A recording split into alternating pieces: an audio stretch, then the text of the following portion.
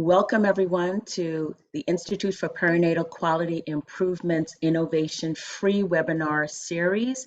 And we have the honor of having Caprice Walsh, who's going to be presenting Redesigning Systems with Black Women. Next slide, please. Just a reminder that we are being recorded, so you can go back into our webinar library series, and if you see the screenshot, this is the location of this webinar series. So you can easily access it and listen to it again, and also refer others to the webinar series. Next slide, please. Just a reminder of our mission. Right? PQI's mission is to expand the use of improvement science to eliminate preventable perinatal morbidity and mortality and to end perinatal racial and ethnic disparities. Next slide, please. Deborah? Unfortunately, our rates in the United States are very high for pregnancy-related mortality, and in addition, we have a huge disparity in based on race and ethnicity. And so that's why our mission, why the Institute for Perinatal Quality Improvement was formed. We also have seen a rise in severe maternal morbidity in the United States, and there are racial disparities associated with this nearly 200% increase in severe maternal morbidity. And a lot of this is due to changes in clinical practice and the overuse of C-sections in the United States. Want to acknowledge our executive board of directors, who are awesome group of people helping guide our decisions. We have an executive board and we have an editorial advisory board. So now I'm going to turn it over to Renee for a brief update of PQI. Thank you, Deborah. First of all, great news. PQI was awarded a grant.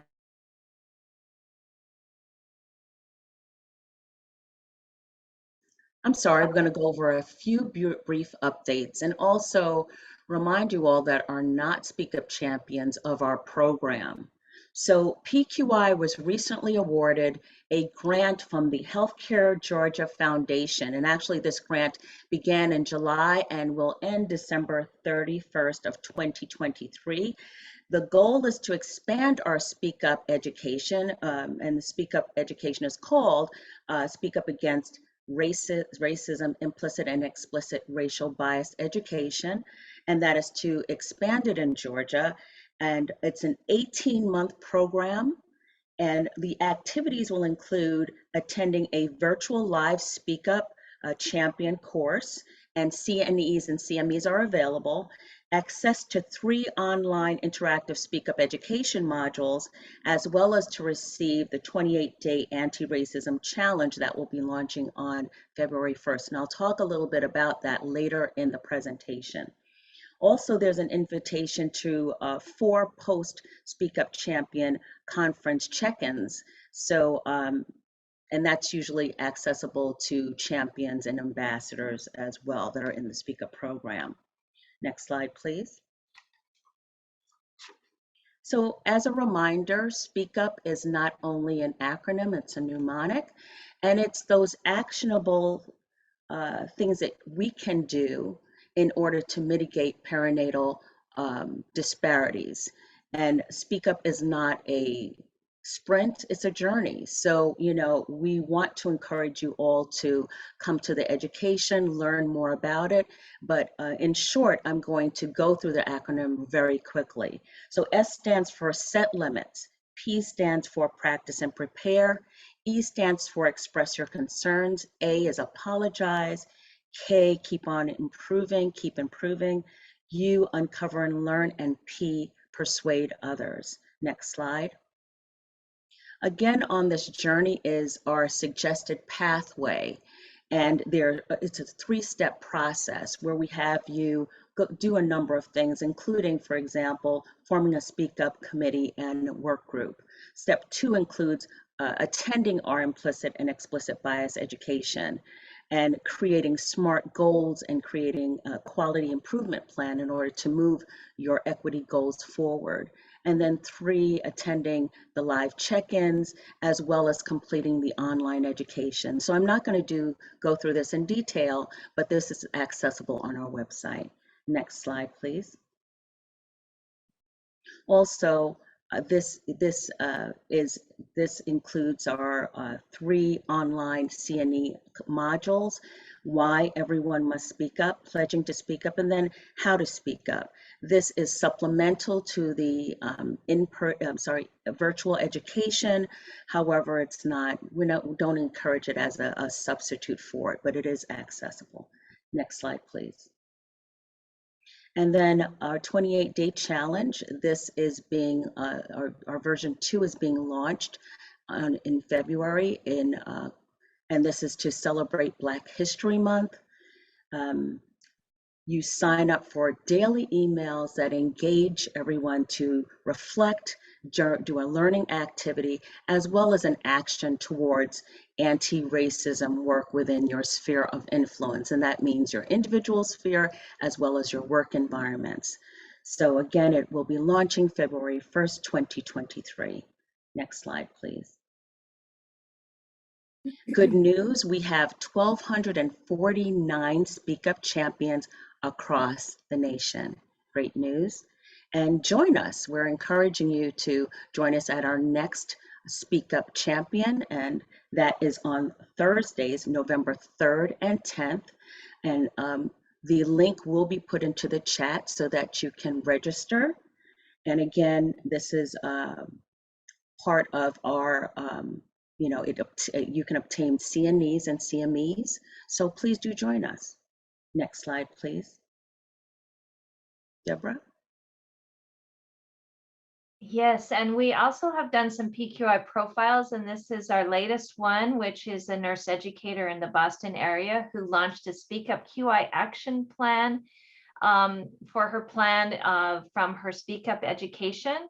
So she's a Speak Up champion who took the education, created a plan with a unit-wide multidisciplinary health equity initiative in her NICU.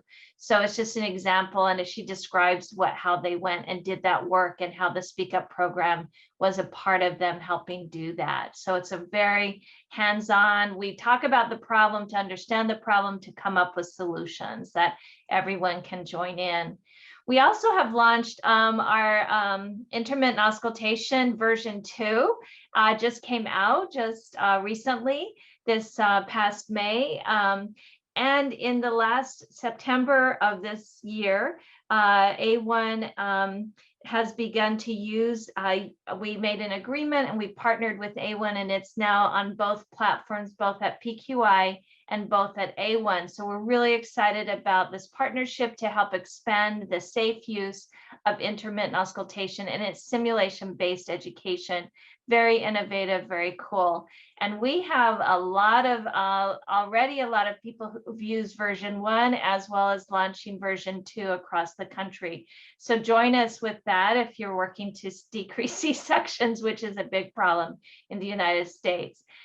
And QI does save lives. And then back to you, Renee.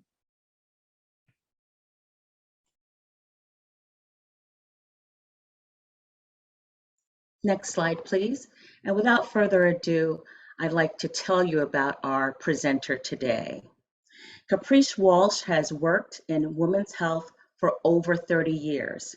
She obtained her BSN from Syracuse University and her certificate in midwifery, MSN and MPH from Columbia University.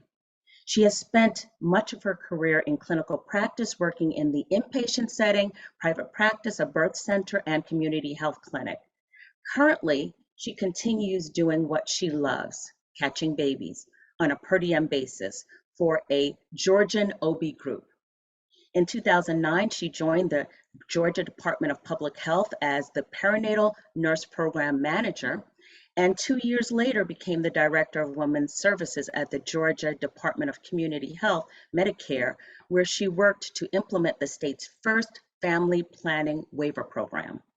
In 2011, she joined the Georgia Obstetrical and Gynecological Society as their clinical liaison, where she continues to support OBGYNs from across the state, providing outreach educational programming, engaging with community partners and stakeholders on key women's health priorities.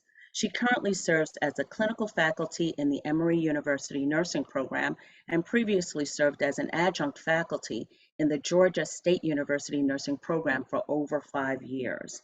In addition to serving on local committees and boards to improve maternal and infant outcomes in Georgia, Caprice is also a national speaker on health equity in maternal mortality and morbidity and respectful maternity care for BIPOC birthing women.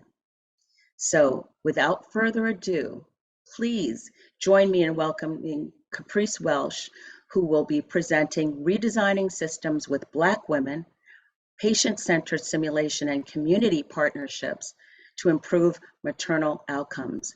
And one note before she begins, we will be taking questions. You can put them in the chat, but we will be answering questions, Caprice will be, at the end of her presentation. So thank you. Oh, thank you, Renee. Hello, everyone. Good afternoon. I hope you're having a productive day. I'm excited to be presenting for you.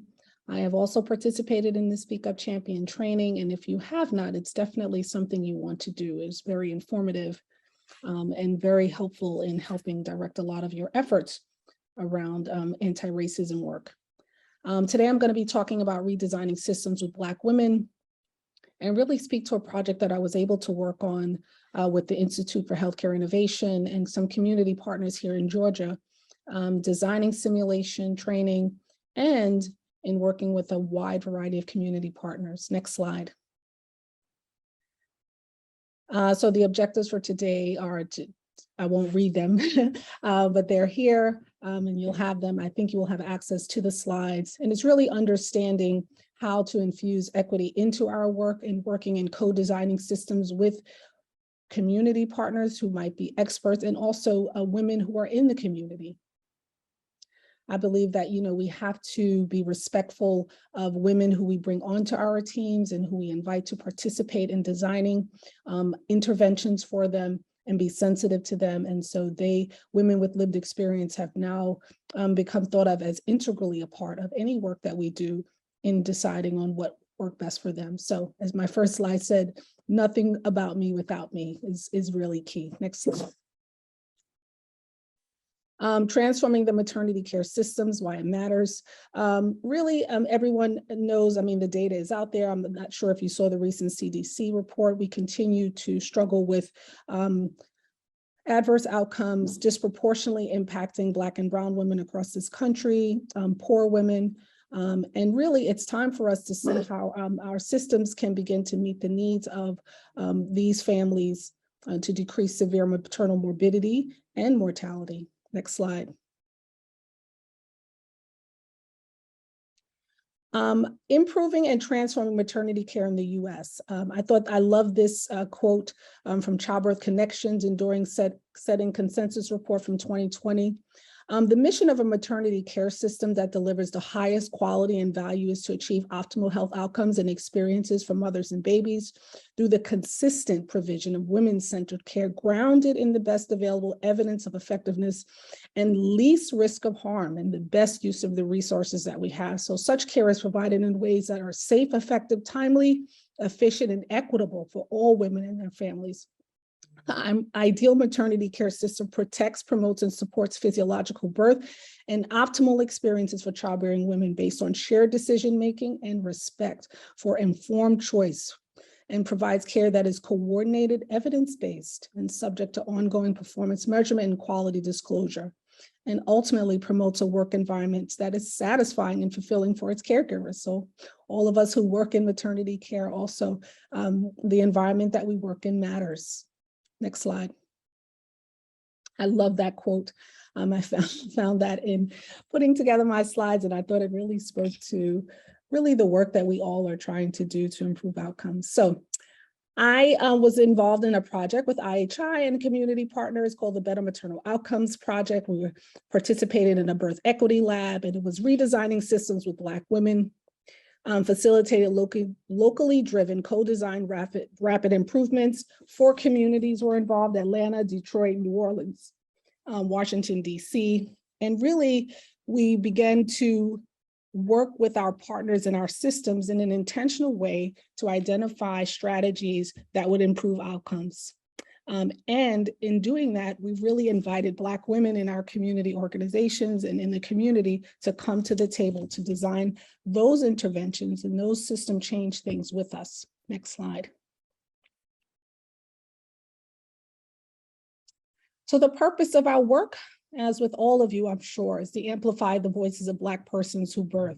Many of you know that when we begin to talk about the impact of the maternal morbidity and mortality crisis for Black women, what we've seen in multiple research is that their voices are not heard. They don't feel heard. They don't feel like their voice matters. So amplifying their voices became crucial in figuring out, how do we do that? How do we make them feel safe and that their voice matters?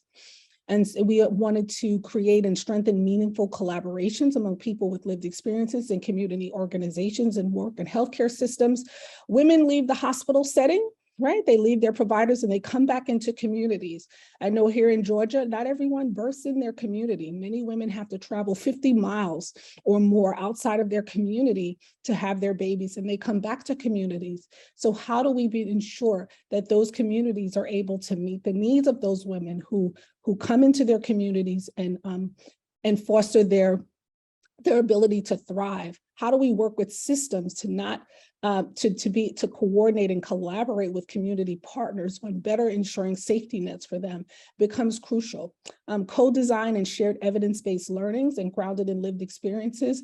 How do we use what women tell us works for them and doesn't work for them? How do we use the information they provide to us to make improvements and to meet their needs, the real needs, not needs that we assume that they need based on sometimes our own bias, sometimes our own experience? How do we really begin to integrate what they are saying doesn't work for them or what works for them into what we actually do for them? Next slide. So, when you're thinking about working with communities, what I have really begun to understand is that who you have at the table matters. It doesn't help to have, it's great to have a lot of people there and everyone is invested in this and everyone is excited, but you want to really have the right partners at the right time in the right place. You want people where you can leverage change. Not everyone, you don't need a lot of people at the table just to say you have a lot of organizations engaged if their engagement is not able to be leveraged, if there's no levers of change that you can initiate. It matters that if you don't have the right people, that you're able to invite the right people so that you're able to make changes. So who is at the table in your partnerships really matters. Next slide. These were some of the organizations that we had engaged. So we had everyone from community-based organizations, doula organizations, we had the care management organizations, we had national organizations like March of Dimes and United Way, we had Healthcare Georgia Foundation, we had institutes, we had education, Morehouse and Emory at the table, we had health systems at the table, we had nonprofit organizations at the table, we had providers at the table. It made a difference who was at the table, because when we brainstormed and sat in the room together to identify what the problem was and what things we thought we could get done and accomplish, we realized that a lot of different people needed to be at the table because they were instrumental in us pulling those levers for change. So don't talk about it, be about it. Bring the people that you need. If you're saying that the hospital is the problem, you need to bring someone from the hospital. If you're saying community organizations need to galvanize and create safety nets, well, you got to talk to them. The systems have to talk. People get discharged from the hospital postpartum and kind of back in their communities. Community doesn't know what happened to them, what went on with them. And so they're not able to really best help women who come back into the community and what what resources and services are really critical for them to thrive. We can all assume, but what works for one community does not always work for another. So it's really important to begin to build relationships with the healthcare systems and the communities in creating this safety net for women and cocooning women, where women are at the center and we are lining up services around them that really meet their needs that they say that they need. Next slide.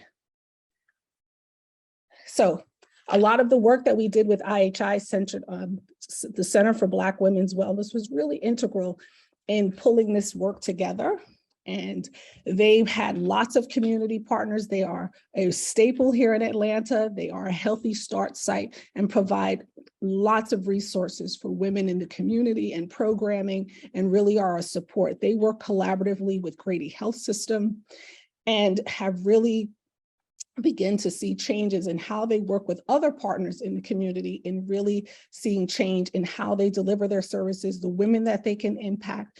And it has grown even the amount of services and women of impact that they can actually reach. Again, because of collaboration, because of partnership, those things now become possible. So they were phenomenal to work with. Lots of women with lived experiences, mamas and babies, came to our meeting. It was exciting to see them, and they were so excited to participate, but it was really invaluable. The workers that they had who work there and do home visitation and work with mothers, bringing the mothers to the table. Lots of professionals volunteer and see patients in that setting. So they brought a very diverse group of partners to the table as well. Next slide. So in building community partnerships, like I said, it's important to engage clinical and non-clinical members from all, as you can see, academic institutions. You need your researchers, you need your community organizations, you need your government agencies, because payment is always going to be an issue. It's great to say we can do all these things, but you got to begin to talk to your Medicaid providers and see, what services and things do they offer. You will be so surprised how many providers don't even know the rich resources of the health plans offered to women. And women don't even know the rich resources that are offered through sometimes a health plan. So having them at the table and having their voice and broadening the understanding of what actually resources do we have, what don't we have, what can we leverage, what do we need, and we don't need to duplicate. You don't need to duplicate services. And that's what we found, that everyone was in their own little silo, doing the best that they could for the women that they served, but it was a duplication of something that's maybe up the block, that we're already serving that need. And then there's another need not being met at all that might be more important. So then we're not really meeting the needs of the community in a holistic way. So that became important in having all of these partners at the table. And everyone at the table is an expert, right? And you got to come and you got to be open and humble. Next slide. And able to work collaboratively with a variety of different people, right? So diversity results in greater impact because you have different sectors of people working together. You can see that we don't need to duplicate, that we can be innovative and try something different. You leverage those relationships. Take into account varying levels of commitment. Everybody knows we all volunteer a lot for these committees. I know a lot of committees I'm on, it's volunteer. It's outside of my work I do every day. And it's sometimes hard to commit for long periods of times, meeting to meet. And I know many of you, or if you're in committees or on committees and have done that, it's like you meet to meet. It's like, well, what are we going to do? Like, what's the action plan? What's the next step? What are we doing? Sometimes you're meeting and you never even get to that point. So it's really important that you understand upfront, I think, to let people know what's the level of commitment so that you can keep people engaged, right? Because that's what we found when we were working with the group. The engagement would come and go and vary. Some people were more committed than others. Some people took the lion's share of the work and really could not get the things executed that the group came together and may have said that they want.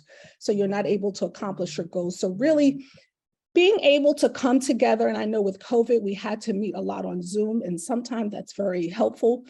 But those in-person meetings also help in building relationships, right? And having consistent communication with partners and networking, those things become important. And really having a willingness to work side by side with community partners, with healthcare systems, to design and implement activities that may be different than what you're already doing, right? So it doesn't make sense to keep doing the same thing and thinking you're going to get a different result. That's a lot of what I see in my work. People doing it the same thing, calling it a different name. I'm like, we've been doing that since I came into this work in 2012. I said, I don't understand how we're still doing it, calling it something fancy. It's the same thing. And the outcomes in Black women in this state they're still dying at 2 to 3 times the rate. So it's clear that what we're doing, it's either discoordinated or fragmented. It's a lot of good work, but it's not touching the level of impact or having the level of impact that we need, and not touching the amount of women that we want. Not to say that it's not good, but maybe it's not coordinated in a way that's beneficial for the women we're trying to serve. Next slide. So in designing with partners and working with partners, you got to meet people where they are, regardless of their background. We had some women who came into our group with lived experiences. It was very interesting in one of our groups. The mom came in with an expectation. She was coming in and she was going to get paid, and she was going to get, I think she came in with the expectation that she was going to get something from the group to benefit herself, not that she was a valued co-partner at the table. So her level of commitment when things got hard for her at home began to affect her ability to participate. Then she began to ask for things that were outside of the work. And then the leaders of the group had trouble figuring out, she kind of maybe was having some personal trouble and issues that began to creep into the work of the group. And so I think it's really important that when you do bring women into the group, you have your experts, your content experts who are excellent, and they come to learn and help implement projects. But when you do invite women with lived experiences, yes, they are content experts, and we all are important in building any kind of strategy to be successfully implemented. But I think that we had to really be sensitive to women with lived experience, that we don't want to re-traumatize them. We don't want to have them overextending themselves and thinking they can come to meetings and not providing support for that. It might be transportation, it could be housing, it could be other social determinants of health issues that may come up for them. And it's not that their commitment is not there and they don't want to participate. You have to be sensitive to that and identify ways that if you do work with women to design things, that you are sensitive to their needs, that you create an open door for them to be able to communicate if they are having issues, but also that you're not there to just take from them, like take information and yes, we're going to use this and this is great, and not be able to offer them resources and not be able to offer support to them if they need. Because when this is all done, they're going back to their communities and they may not have gained anything from the experience, but just contributing. And we don't want them to leave worse than they came. We want them to be able to leave richer than they came, to be able to feel, one, that they contributed, but one, that it wasn't a hardship for them to contribute, and one, that they're not traumatized and we don't offer support. So if you see someone in the group and they need help, we had to direct this young woman to services for mental health services and be able to direct her. It was outside of the scope of the work that we were doing, but while she worked with us, we saw that there was a need and we were able to deal with it. So I would say when designing things with women, that you are sensitive to those kinds of things that could come up for them and be able to support them. Next slide. So, and in doing your work, everyone has to have a commitment to equity, right? We're focusing on, I know when people say equity and they want to talk about lots of different, we have other equitable issues we could focus on. We have LGBTQ, we have Black people, we have sometimes people will bring up, cultures who have language barriers. Those are all great, but our work really focused on equity around Black women because they are dying disproportionately higher than every other group. And they were the focus of our work. So we all had to be on the same page as far as that was concerned. And so we really had to make a commitment together that we wanted health, equity, and respectful maternity care for Black women who birth, because they were the most impacted from based on our maternal mortality review data that was what we were seeing. So that became our focus, not that we weren't concerned about other groups or we didn't think that they were important, but we believe that focusing on how to improve Black birthing people feeling more respected when they come into our systems, and that creating equitable balance in the care that they receive, that all of those other groups would definitely benefit. By just helping Black women, everyone will benefit. Next slide. So in our work with IHI, we had 3 groups that we formed, or 3 teams. One was supporting women across silos, and that was improving community connections, communication with systems. Like I said, women come back into the system, and hospitals are in communities and don't even really understand the community that they're in. Are they inviting community organizations and community partners in to learn about the community in an intentional kind of way that they're serving?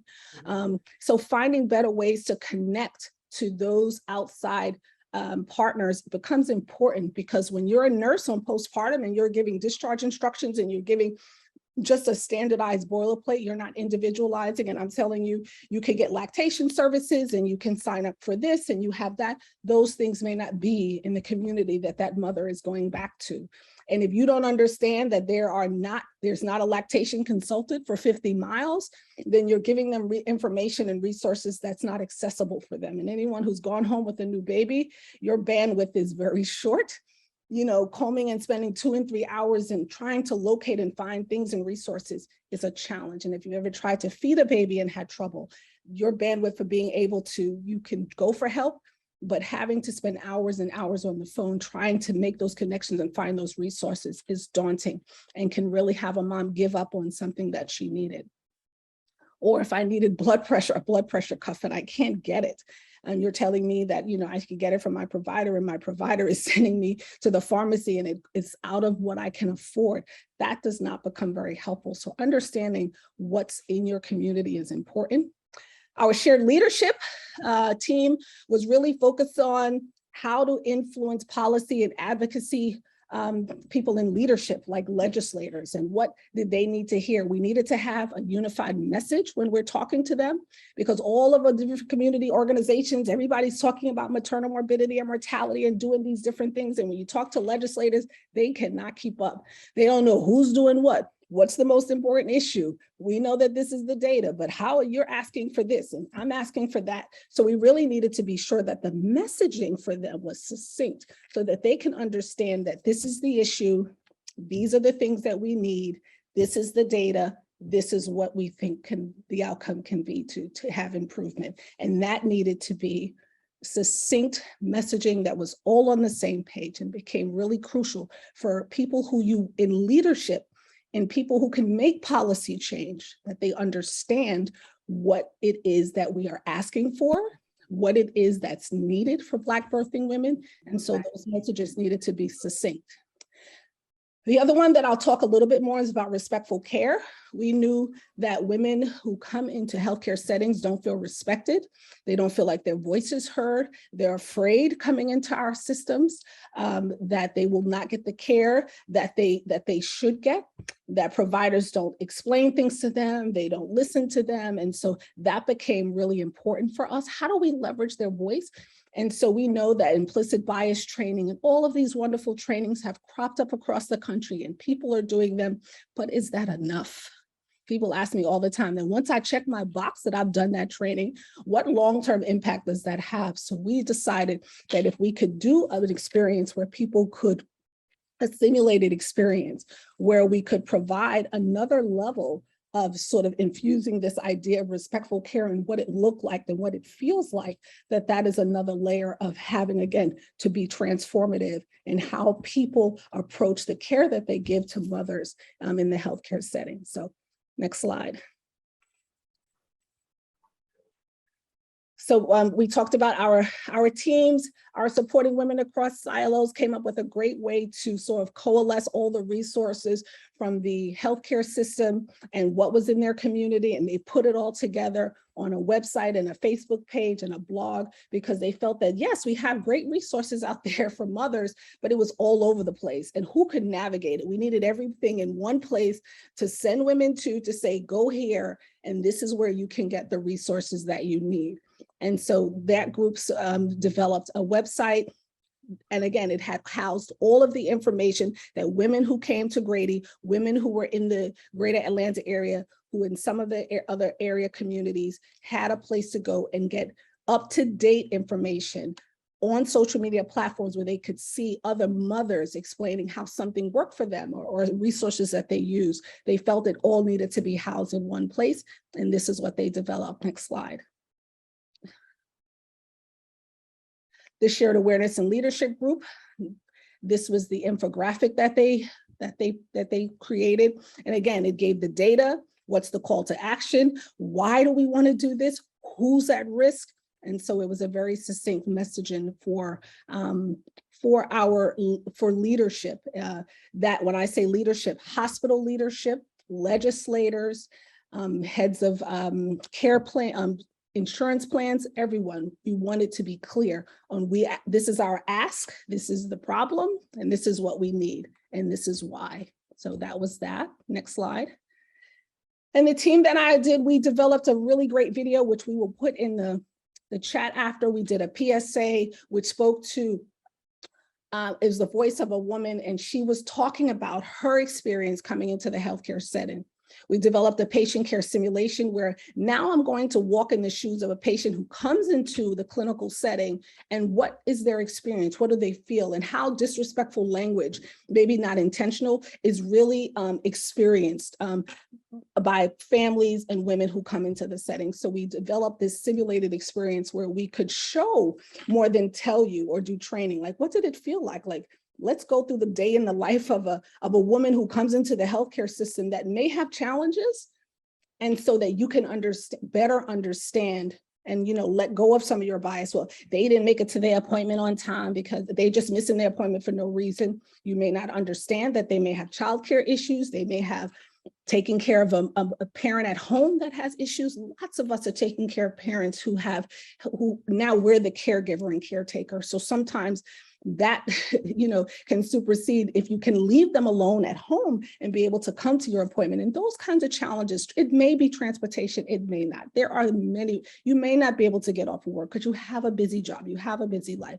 So this simulation really helped us understand, we got to take a step back and understand women have other things sometimes that prevent them from being able to access care. It could be that they don't have funding for, you know, access is transportation, or don't have a reliable transportation, or they can't take off of work, and those things. But there are many, many, many things that can also affect that, and how we relate to them, and some of the tones of our voice and the comments that we make can really put women off and are disrespectful to them, and really hinder them from opening up and finding trust in us as providers and providing them the best care. Next slide. So that's what our simulation did, and we wanted every woman.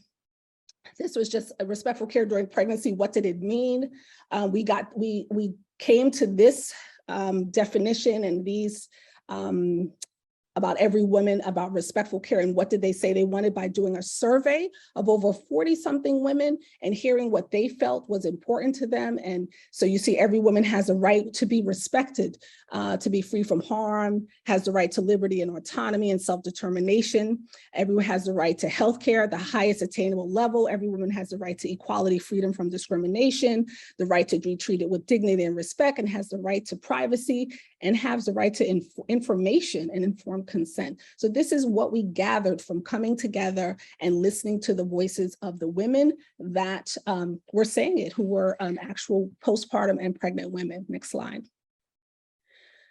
So our group came up with aims and what we wanted to do. We felt like we needed to define what respectful care. We wanted to really understand in developing the simulation that we didn't just want to come up with, oh, let's just put together this simulation. And it was a bunch of us who worked in community and healthcare. And we really felt like to do this the best way, we really needed to be sure that we got messaging from women of what they were feeling and what did they experience, and helping us design this experience that was optimal so that providers would understand what are the nuances that they may not be thinking about that really were translating to women, sort of this disrespectful system. So these were our aims. Next slide. And so we initially started by, let's define what respectful care is, because it's disrespectful to you may not be disrespectful to me. So we felt that we looked at definitions from White Ribbon Alliance, from other states, and came up sort of with this, utilizing the survey that we had done and utilizing some of the feedback that we had gotten and put it together with some of the definitions that were out there. And this is what we came up with. Care during pregnancy and the postpartum period needs to encompass basic human rights, including the right to respect, dignity, and confidentiality, information, and informed consent. And so that's a lot of what we kind of focused on when we were designing the simulated experience. Next slide.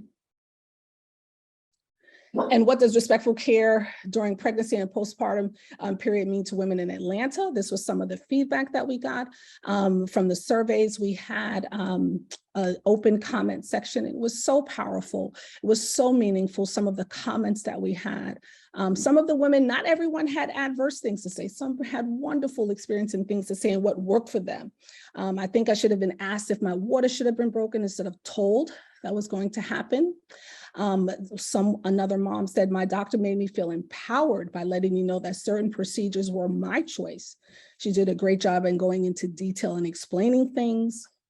Another mom said, during the prenatal visit and in birth of my child and postpartum visit, her midwife and doula were amazing. They supported her and focused not only on her, but her whole family.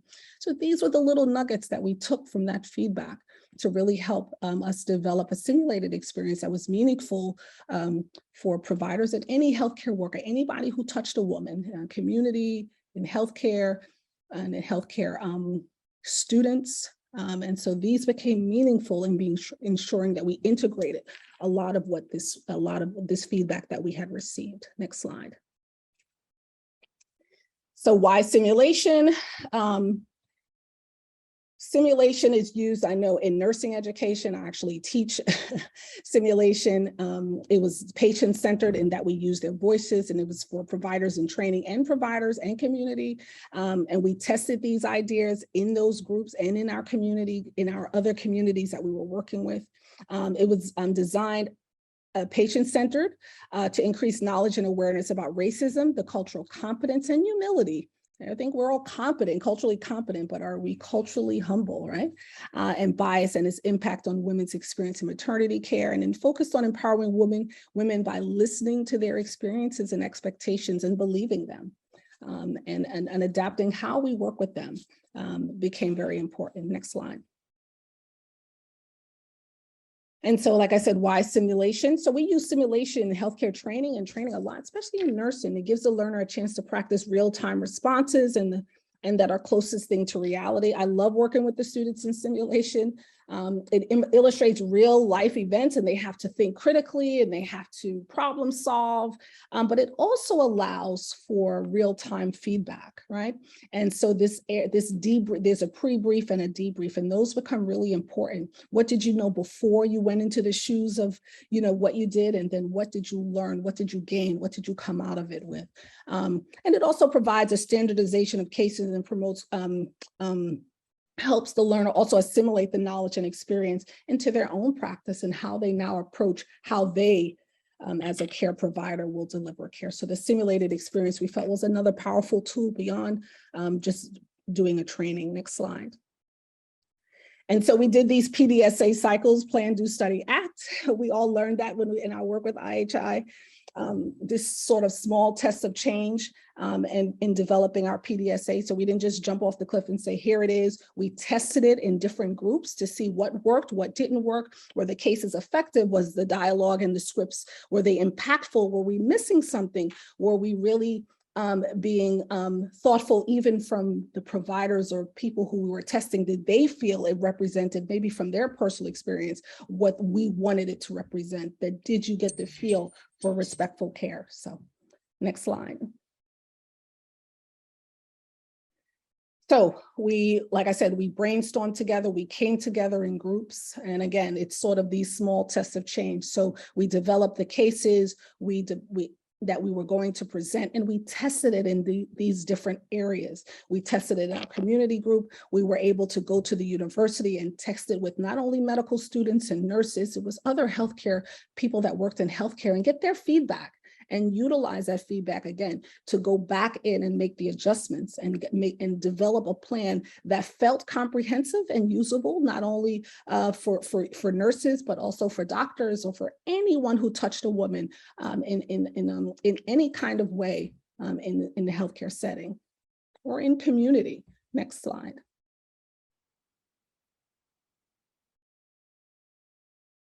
So this was more planning, brainstorming, and coming together. And what did we want it to look like? Next slide.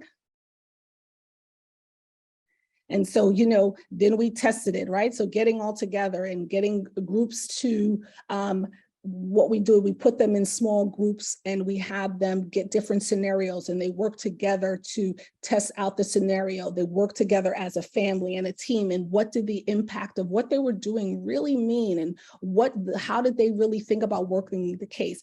A lot of it was free dialogue. Some of it was scripted that we gave them, but we also gave people the freedom, again, based on their own experience, on what sort of things, when given the scenario, came up for them. What kind of language was not productive?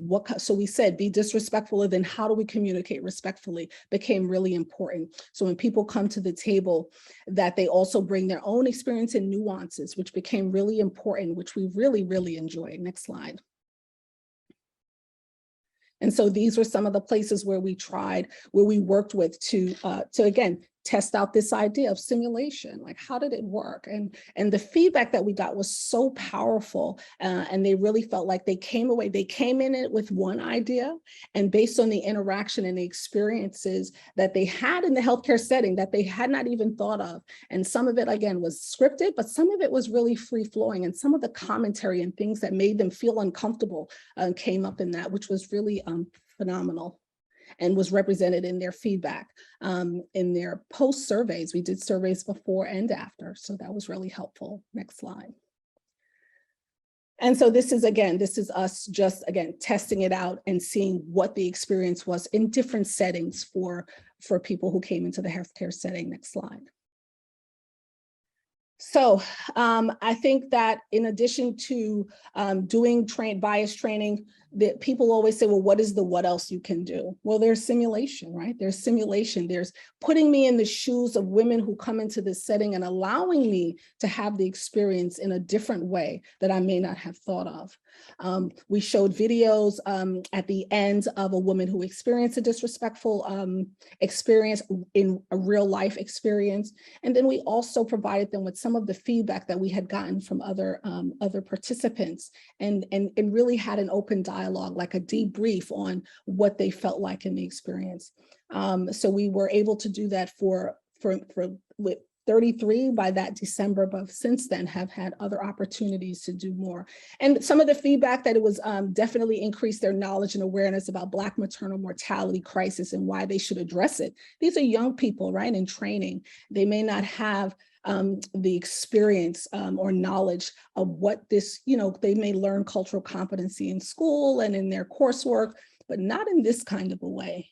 And how would this impact them going forward to take care of people? How would this change their mindset and how they interact and deal with women who may come in and leave their stereotypes and bias at the door and be more empathetic to what people experience in different walks of life, different cultures? So it was really helpful in doing that.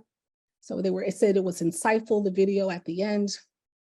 They were able to really feel like they heard direct patient experiences. We used experiences from people who had really told us things that had actually happened to them. So it was a good call to action that we all need to check our biases. We all have them. And so they all, it was really insightful, impactful, and introspective, helped you to be introspectful and mindful of how we come into a room and how we come into a space to take care of women. Next slide.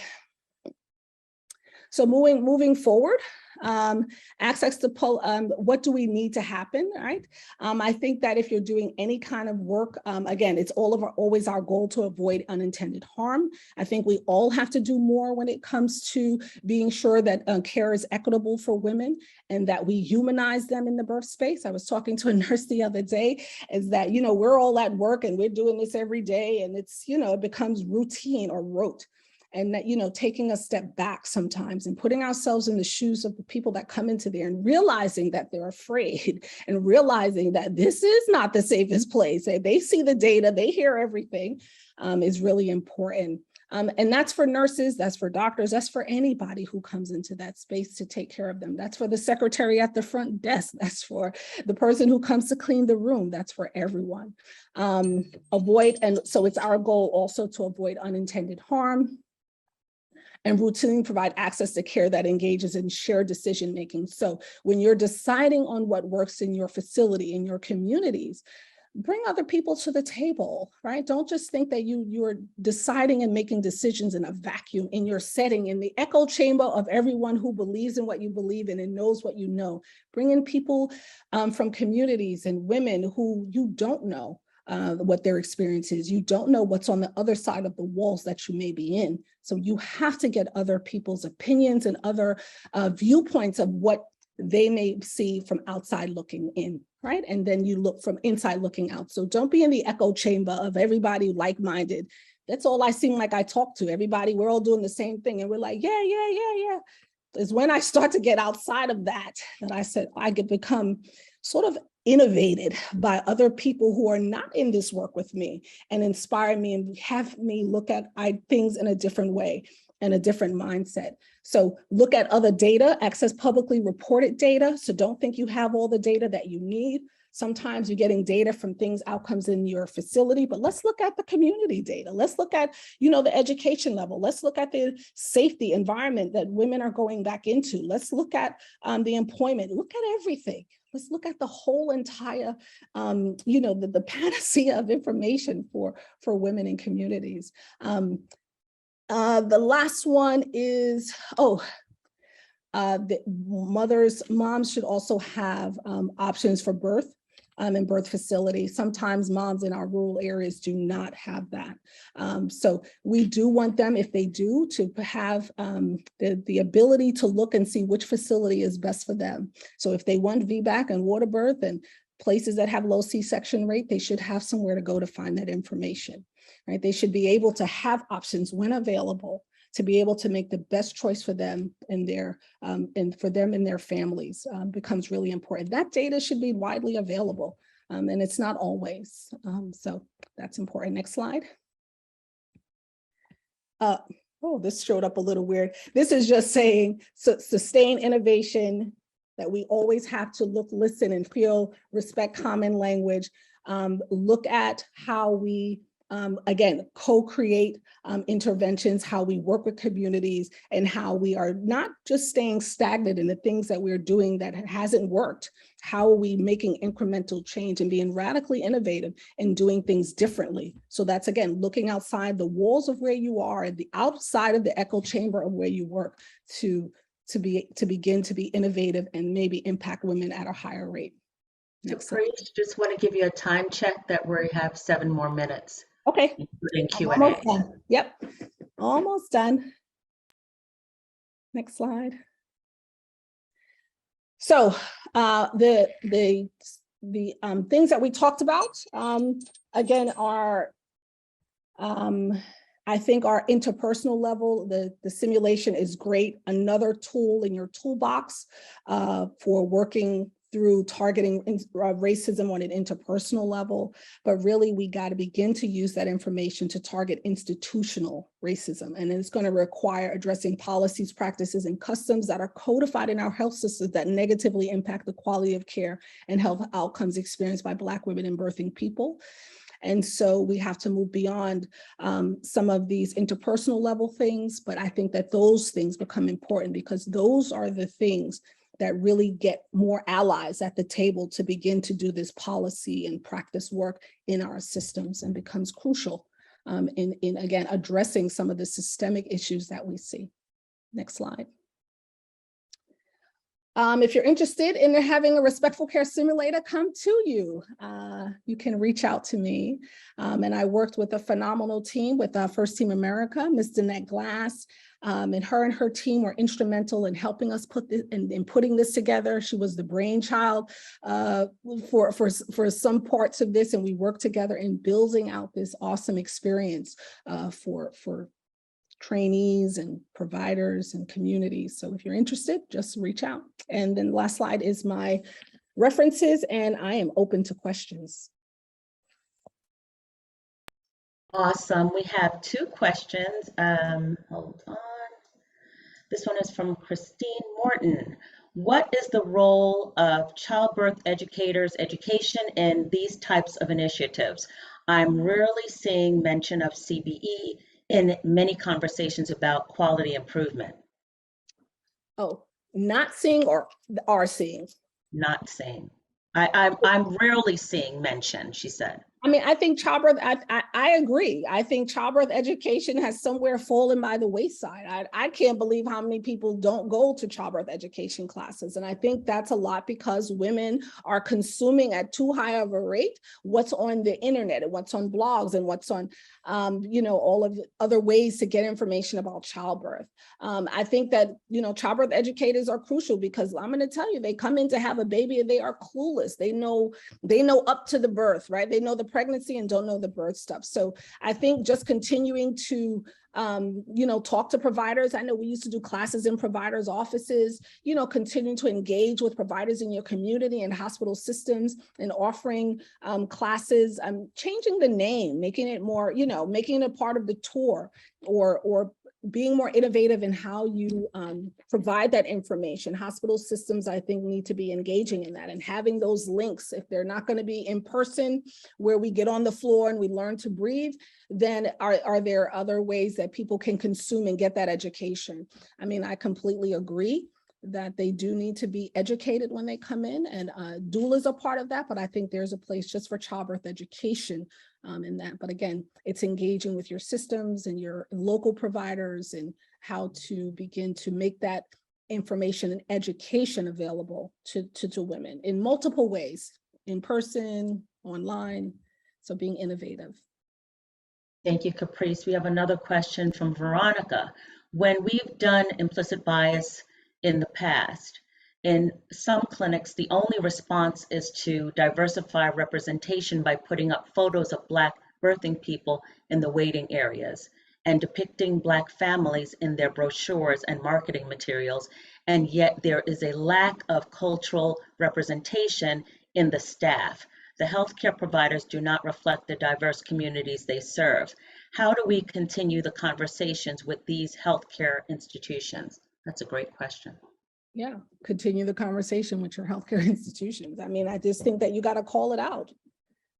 I mean, when there's openings, if there's openings and staff that leaves, I think that those intentional conversations about being a part of the, who's on the selection committee, because who's on the selection committee matters, right? Who's selecting who we're interviewing and who we're bringing in, who gets the final say? And is there anyone of color on that committee? It can't be the, everybody who looks like the people they want to bring in. There got to be some diversity there. So whoever the selection committee is, whoever is making the decision on who we're screening, who's screening the resumes, are there any people of color in that group? Because that's when you begin to open doors for people. You got to be on the other side to open the door for people you want to see in the room that look like you. And sometimes it takes you on the other side. And so calling that out.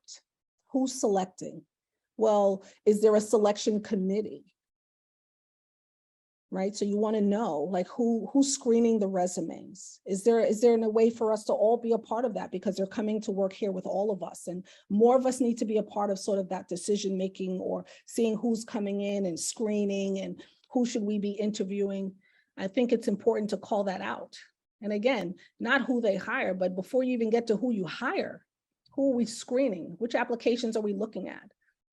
Are you tossing some aside and not others? What's the criteria for looking at someone, for letting them in the door even to have an interview? So begin to have those levels of conversation. Who's the looker? Who's the screener? Mm-hmm. Thank you, Caprice. And we have 1 more minute. Can we take another question, you think, Deborah? Okay, Elizabeth Biddle, sorry. What are your suggestions for first steps in making connections between a variety of partners? How can I encourage engagement? And it's from your neighbor state of South Carolina. I think that you have to know who's in your community, invite those leaders to the table. Sometimes they feel like outsiders, like you don't want to invite them. I think getting their email address and inviting them to a meeting to talk about the issue. You know what issues are important to them, the same issues that are important to all of us. And you say, I'm having a meeting about maternal mortality, and they're going to be like, oh, and you invite them. And you get their email address and you say that you want their input. People want to feel valued. And so you have to show that you value them. And so you be intentional in your effort to include them, be inclusive. And like, again, don't talk to everybody in your echo chamber, your 5 groups you always work with. Reach out and see what community organizations, it may be smaller ones, invite them to the table, invite them in. It might be a lactation consultant, invite them. They'll be excited to be a part of it, to even have their voice at the table. You know who they are. And if you don't, then you ask other people, because people know people. And so you ask, who's doing childbirth education? Who's doing, invite them, get their email, tell them come to a meeting. This is what we want to talk about. We just want to talk. We want to hear what you're facing. You'll be surprised what you can learn. It's so invaluable, so invaluable.